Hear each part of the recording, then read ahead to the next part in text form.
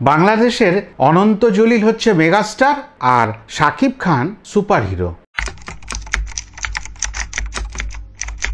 নমস্কার, আমি অমরেন্দ্র একটা নতুন ভিডিও নিয়ে চলে এসেছি গ্রিন ডায়েরি চ্যানেলে। আজকের আলোচনায় খুব ছোট্ট করে একটা বিষয় তুলে ধরবো।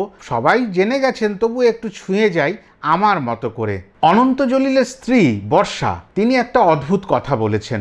না, অদ্ভুত না, ঠিকই বলেছেন। অ্যাকচুয়ালি উনি সংসারের কথা বলেছেন।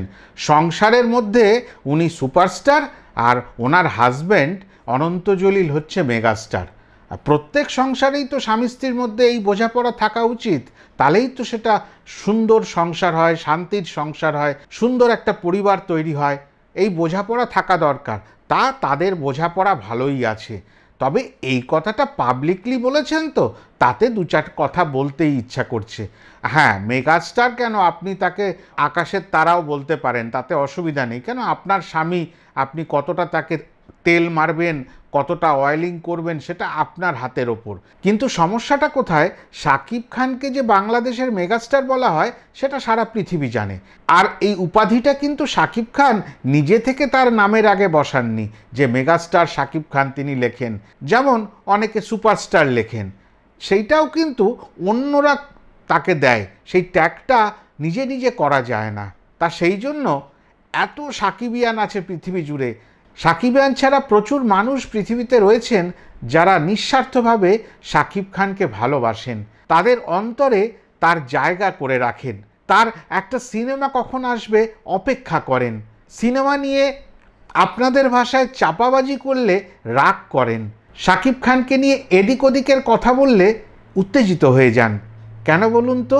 ভালো মানুষকেই ভালোবাসা যায়। তবে বর্ষা দেবী, আপনি একটা গন্ডগোল করে ফেললেন।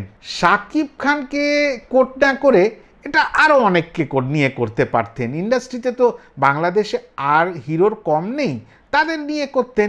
কিন্তু শাকিব খানকে ছুতে গেলে যে হাত পুড়ে যায়, সে যে জ্বলন্ত আগুন, সে ঘুমিয়ে থাকলেও তার আগুনের শিখা কিন্তু দূর থেকে বোঝা যায়। কেন, তার এখনও কোনো সিনেমার অ্যানাউন্সমেন্ট নেই, শুটিং শুরু হয়ে যায়নি, এই সিনেমাটা অমুক দিন রিলিজ হবে সেইগুলো বলছেন না।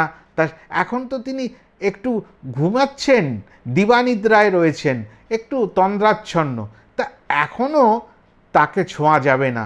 আর যখন তার নতুন সিনেমা আসবে করবে, নতুন সিনেমার শুটিং নিয়ে টুকিটাকি আমাদের কাছে আলোচনা চলে আসবে, তখন আপনি কিন্তু বড় ধাক্কা খেয়ে যাবেন। যাই হোক, সময়টা ভালো বিচার করেছেন। এই রকম সময় সিনেমার জগৎ বা বিনোদন জগৎ একটু নরম হয়ে রয়েছেন, সেই নরম মাটির ওপরে চট করে পা দিয়ে দিয়েছেন। তবে পিছলে যাওয়ার কিন্তু খুব সম্ভাবনা আছে।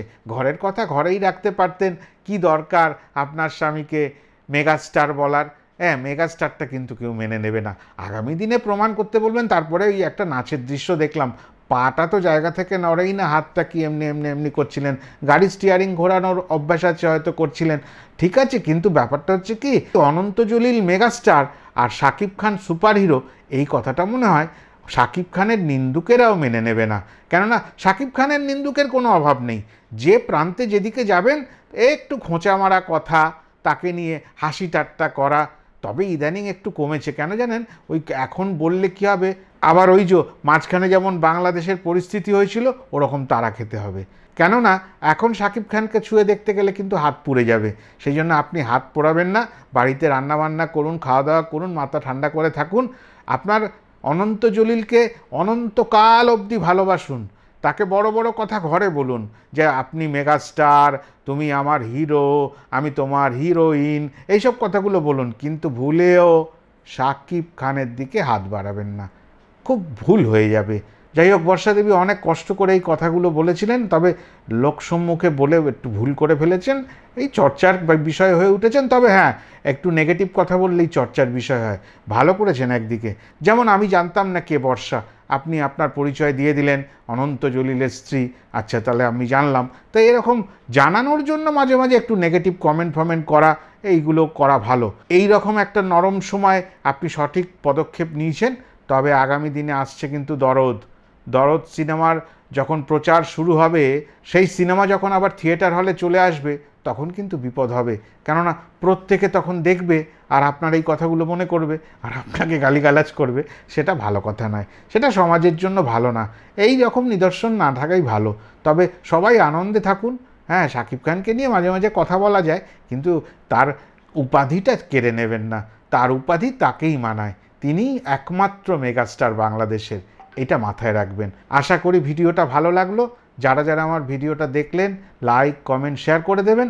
আর যারা এখনও আমার চ্যানেলটিকে সাবস্ক্রাইব করেননি, দয়া করে সাবস্ক্রাইব করে নেবেন।